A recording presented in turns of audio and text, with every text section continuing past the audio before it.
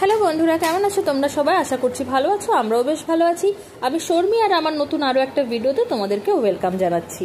আজ দুপুরে শিহাবকে ঘুম পাড়াতে গিয়ে সাথে আমিও ঘুমিয়ে গেছি।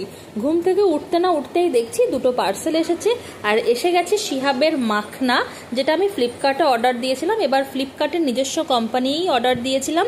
এটা ফুল মাখনা বলছে, এটা 100 গ্রামের একটা প্যাকেট, যেটা 135 টাকা প্রিন্ট আছে। আমি ওই 107 টাকা মতো প্রাইসে অফারে পেয়েছি।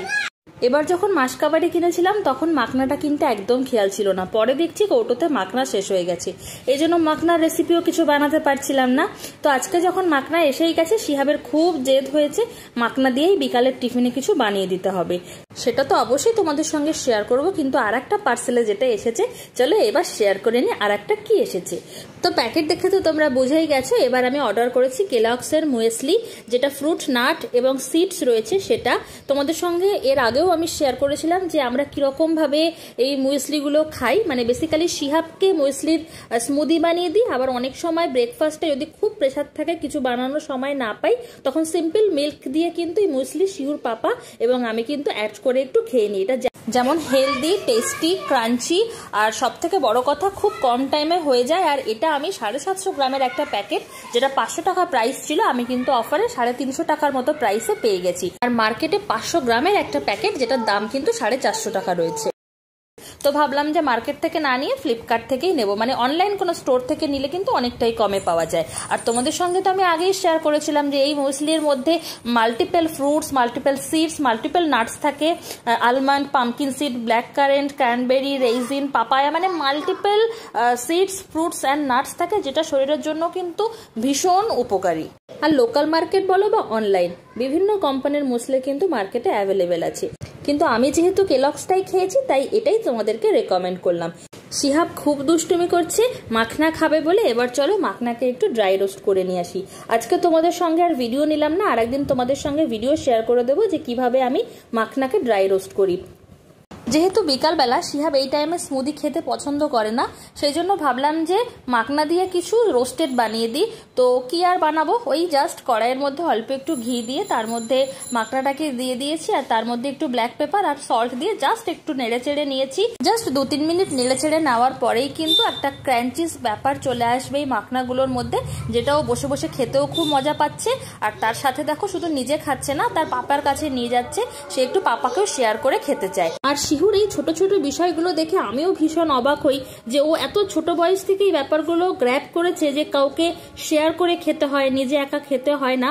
তো দেখো বাটিটা কিন্তু বেশ গরম, সেটাই কিন্তু নিয়ে গেছে পাপার কাছে।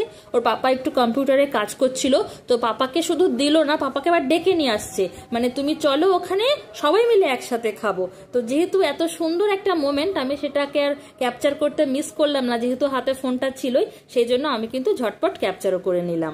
তো সবাই মিলে আজকের বিকালের টিফিনটা এরকম লাইট স্ন্যাক্স দিয়েই করলাম। আর চলো এবার তোমাদের সঙ্গে শেয়ার করব আজ রাতে আমি ডিনারে কি কি বানিয়েছিলাম। 2 দিন আগে ফ্রিজে রেখেছিলাম একটু ছোলার ডাল, ওটা ভেজানোই ছিল। আর তার সাথে দেখলাম কুমড়ো আছে, আলু আছে। তো ভাবলাম কুমড়ো আলু দিয়ে ছোলার ডাল দিয়ে একটা সুন্দর সবজি করি, কারণ রাত্রে আজকে মাছ মাংস কিছুই নেই। তো যেহেতু শিহাব একটু রুটি খেতে পছন্দ করে, রুটির সাথে এই সবজিটা দারুণ লাগে। সেই জন্য কড়াইতে একটু জিরে ফোড়ন দিয়ে অল্প একটু পেঁয়াজ দিয়ে তার মধ্যে আদা রসুনটাকে খুব ভালো করে মিশিয়ে নিচ্ছি। আদা রসুনের কাঁচা গন্ধ যাওয়া পর্যন্ত মিশিয়ে নিয়ে লবণ, হলুদ, জিরে গুঁড়ো, ধনে গুঁড়ো, গোলমরিচ গুঁড়ো দিয়ে খুব ভালো করে নেড়ে চেড়ে কিন্তু মশলাটাকে রেডি করে নেব। আর তার মধ্যেই কিন্তু দিয়ে দেব কেটে রাখা আলু, কুমড়ো এবং ছোলার ডালটা, সবকিছু একসাথে দিয়ে দারুণভাবে নেড়ে তারপরে ঢাকা দিয়ে দেবো। আর ঢাকনা চাপা দিয়ে রান্না হতে দেব মোটামুটি 10 থেকে 15 মিনিট। মানে যতক্ষণ এই আলু কুমড়ো থেকে জলটা পুরোপুরি না বেরোবে ততক্ষণ পর্যন্ত ঢাকনা চাপা দিয়ে রান্না করব। আর যতক্ষণ ঢাকনা চাপা দেওয়া থাকবে চলো ততক্ষণ আটাটাকে মেখে নেওয়া যাক। তো আটার মধ্যে আমি কিন্তু বরাবরই একটু উষ্ণ গরম জল মিশিয়ে মাখতে পছন্দ করি। এতে শুনেছি যে গ্যাস ট্যাস খুব কম হয়, আর তার সাথে রুটিটাও বেশ নরম হয় এবং ফুলকো ফুলকো হয়। বিশেষ করে আমার মা তো সবসময়তে বলে আমার রুটি নাকি চাঁদের মতো দেখতে হয়, আর টেস্টও নাকি অসাধারণ হয়। তো ওইদিকে তো মাখা হয়ে গেছে, এদিকে দেখো আমার আলু এবং কুমড়ো থেকে অনেকটাই জল বেরিয়ে এসেছে। এবার ঢাকনাটাকে খুলে মোটামুটি 2 থেকে 3 মিনিট একটু সুন্দর করে নেড়ে নিলেই কিন্তু এর ভিতরকার আর যতটুকু জল আছে সেটা একবারে শুকিয়ে যাবে। আর তারপরেই আসছে আমার ম্যাজিক ট্রিক, কীরকমভাবে আমি ঝটপট রান্না করি। যেহেতু আমি ভীষণই বিজি পার্সন, সেই জন্য রান্না কিভাবে স্পিডে করতে হয় বা কিভাবে কম তেলে করতে হয় তার যদি আইডিয়া তোমাদেরকে পেতে হয় তাহলে অবশ্যই আমার সাথে কিন্তু কন্ট্যাক্ট করতে পারো। তো এই দেখো, এই হচ্ছে আমার ম্যাজিক ট্রিক। আমি কি করলাম, সবজিটার যখন পুরোপুরি জলটা টেনে গেছে তখন একে প্রেসার কুকারের মধ্যে পুরো সবজিটাকে ঢেলে দিয়ে অল্প একটু জল দিলাম, অল্প একটু জিরে গুঁড়ো দিলাম, আর লবণ যদি লাগে তো চেখে অল্প একটু লবণ দিয়ে বাস এবার প্রেসার কুকারটাতে আমি মোটামুটি 2 থেকে 3টা সিটি দিয়ে নেব। আর তরকারিটাকে দেখাশোনা করতে করতে আটাটা কিন্তু বেশ খানিকক্ষণ রেস্টে ছিল, এতে কিন্তু রুটিটা আরো বেশি নরম হবে। তো চলো এবার ঝটপট রুটিগুলো বেলে নিই এবং সেঁকে নিই। যেহেতু আমি নিজেই ক্যামেরা করছি, নিজেই রান্না করছি, সেক্ষেত্রে ভিডিওটা কিন্তু খুব ভালো করে শুট করতে পারছি না, তো একটু নড়ে চড়ে যাচ্ছে। আর এক হাতে এই সময় রুটিটা ফোলাচ্ছিলাম, সেজন্য খুব একটা ভালো কিন্তু ফোলেনি। কিন্তু আমার প্রত্যেকটা রুটি নাকি আমার মা বলেন পূর্ণিমার চাঁদের মতো গোল আর ফুটবলের মতো ঢোল হয়। তো তোমাদের সাথে গল্প করতে করতে 12টা রুটি সেকে ফেলেছি। এবার ওই যে সবজিটাকে প্রেসার কুকারে ছিল ওটার সিটি যখন কমপ্লিট বেরিয়ে গেছে তখন এগেইন আবার ওই পুরনো কড়াইটাতে একবার ঢেলে দেখে নেব যে সবজিগুলো সব সুন্দরভাবে গলেছে কিনা বা লবণ চিনির টেস্ট ঠিকঠাক আছে কিনা, কারণ যেহেতু কুমড়ো সেক্ষেত্রে চিনি দেওয়ার প্রয়োজন নেই।